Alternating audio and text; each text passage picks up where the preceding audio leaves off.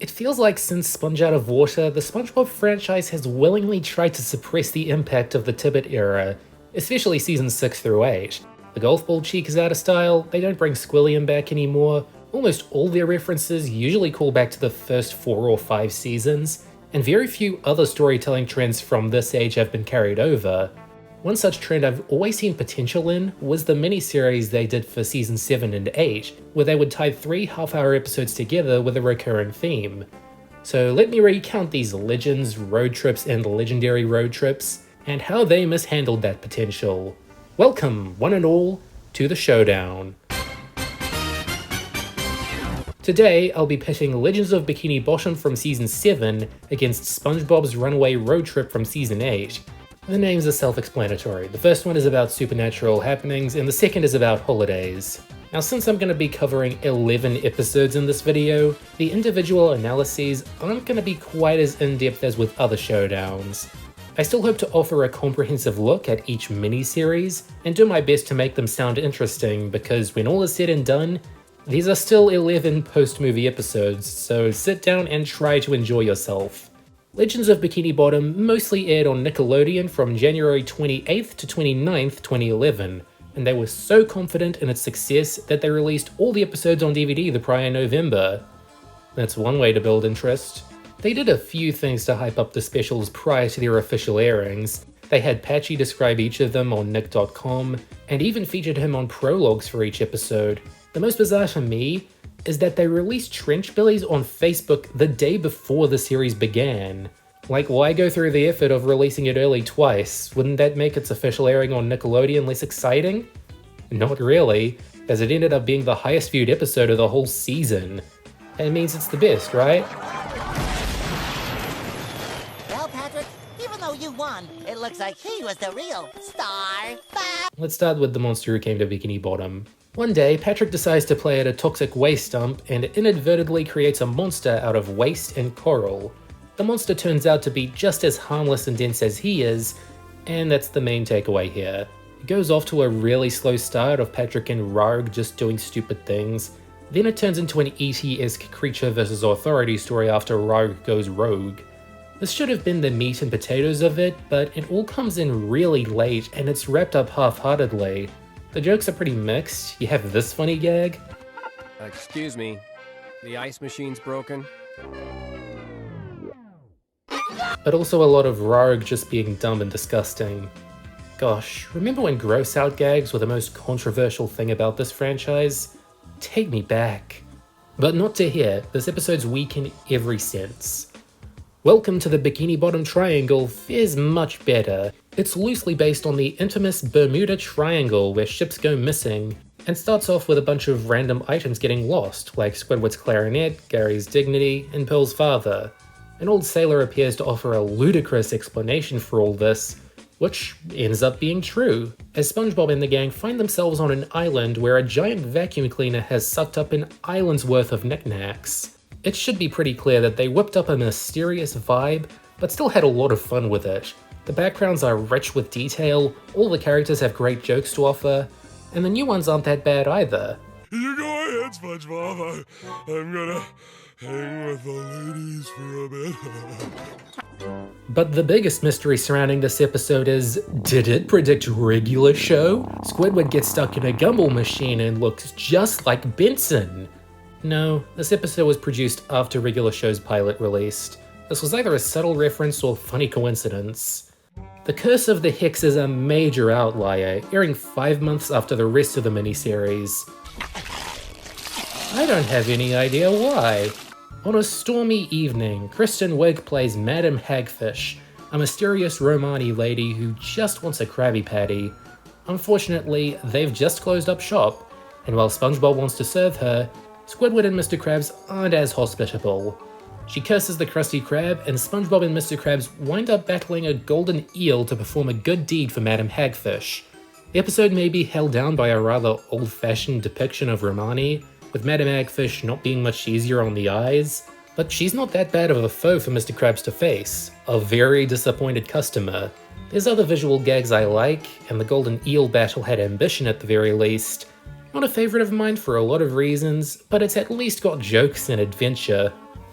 The main drain gets off to a pretty dumb start, with SpongeBob pulling on a sink plug and Mr. Krabs being upset by that. Why on earth? Because of a mythical main drain, which two boys one day unplugged and threw the entire ocean into a swirling apocalypse. So SpongeBob and Patrick decide to search for it, where we get a very nonsensical ending. This one's not just bad, but worthless. The journey to the main drain is the only interesting part. The rest of it is focused on a backstory that doesn't make any sense, and a really lazy twist ending, that it was all just a scary story.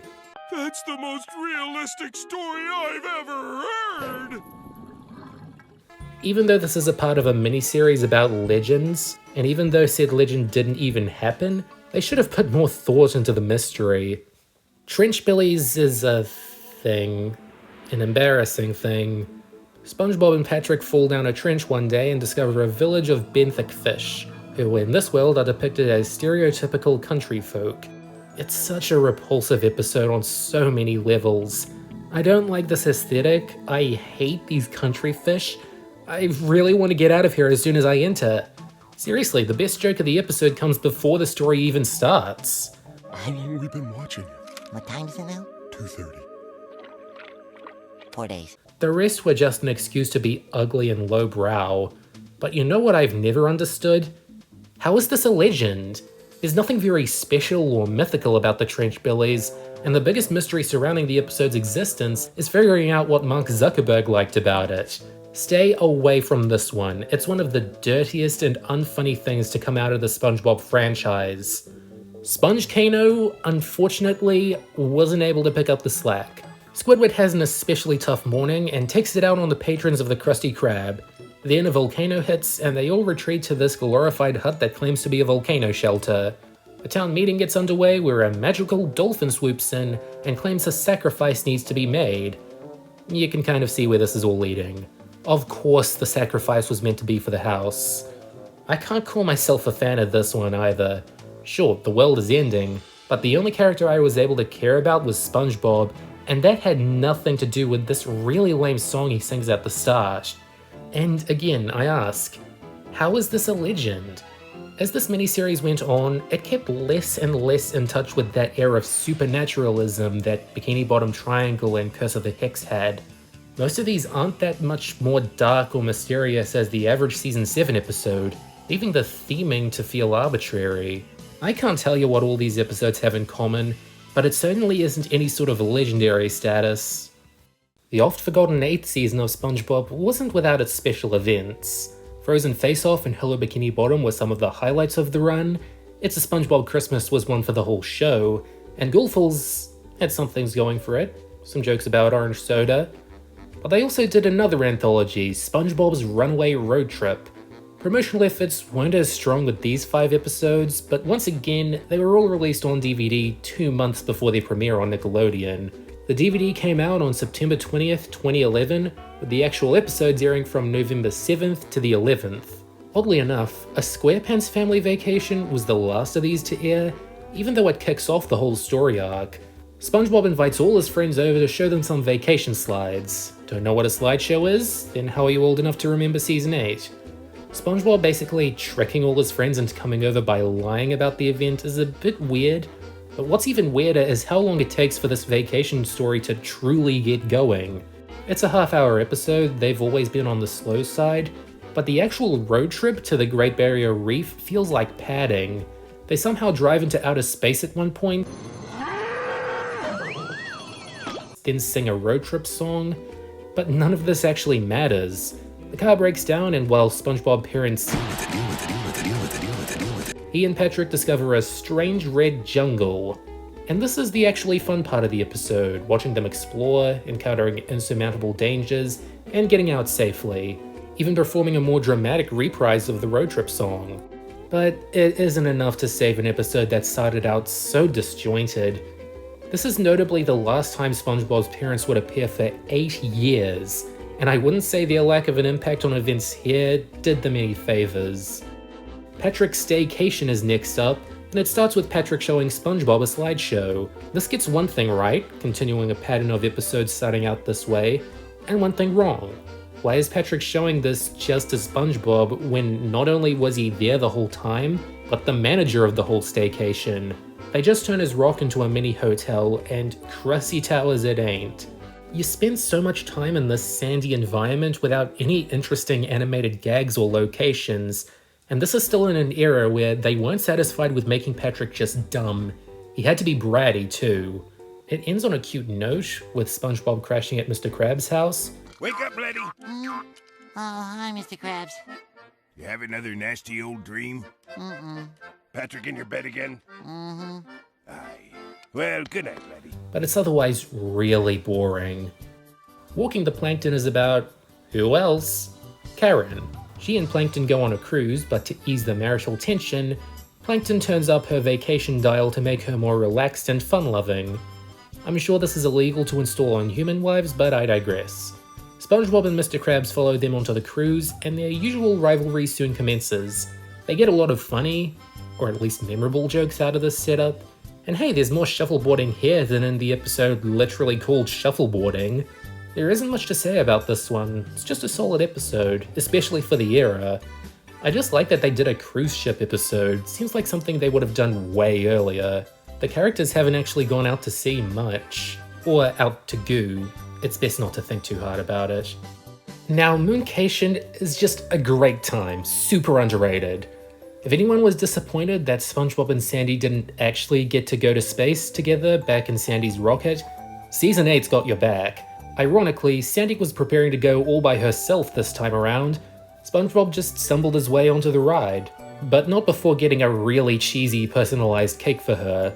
It's neat how we get a lot of time for different kinds of space adventures, including a rocky start off, some time on the moon to skate and goof off, and then a turbulent re-entry. I'm sure while the rocket tension is the most exciting content, that the actual Mooncation would be the most memorable part. It's not laugh out loud hilarious, but it's got its charms. Wait! I have to do something very important!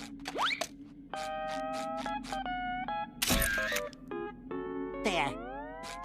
I'm surprised this episode's flown so far under the radar. Sure, it's part of an obscure miniseries, but there was a lot they could do with SpongeBob and Sandy's interactions in a vacation context. So much so that they did it twice. Sandy's Vacation in Ruins was a short that was sometimes paired with a SquarePants family vacation, and while it's available in many places, it's never been considered an official SpongeBob episode. I don't think that highly of it, but if you want, you can hear 16-year-old employee Emilian embarrass his way through a review of it. Lastly, we have Mr. Krabs Takes a Vacation, where he and SpongeBob go to a mint, as in a money factory. This is what qualifies as a vacation these days? Where are they gonna sleep? So far they've been doing a pretty good job of justifying why each episode is part of this miniseries, but you can't call this a vacation episode. It's a Mr. Krabs and SpongeBob go on a tour of a mint, then Mr. Krabs acts like a baby for a bit and SpongeBob has to keep saving him from dangers, but it's okay because he stops some thieves at the end episode. There's some good visual gags, like canonically confirming that Mr. Krabs' eyes are fluorescent bulbs, and SpongeBob's are magic 8 balls, but it also has this weird joke about there being a teenage boy museum. It doesn't specify celebrity teenage boys. Someone call the police. I may still be sounding a bit harsh, but I don't mind the Runaway road trip nearly as much. Each of the main characters, except Squidward, got some time to shine. The theming was a lot tighter across the board, and in general, the writing and jokes are a little better. But that might just be because Season 8 in general is a fair bit better than 7. No doubt it's the winner of this showdown. I can name more than one good episode from it at least, and all the episodes have at least something to do with vacationing. Even Mr. Krabs Takes a Vacation. It has it in the name, it's more coherent theming than this. Now, I ranked these and many more in my SpongeBob review thread on SpongeBuddy Mania many years ago, but if you wanted a condensed ranking of all 11 of these episodes from worst to best, set your video to quarter speed. I know this was a longer showdown than usual, but I couldn't figure out a better way to revisit these two really weird, insular chapters in SpongeBob history. I've always wondered if they could bring the mini-series format back. What would you like to see done with it? Historicals, fairy tales, classic sci-fi tropes? The sky's the limit with what you can do with these characters, so surely this format has more possibilities, and it could turn out really good episodes with the right ideas. Call these miniseries rating traps or marketing gimmicks all you want, but I'll always see great ideas in dire times. Goodbye for now.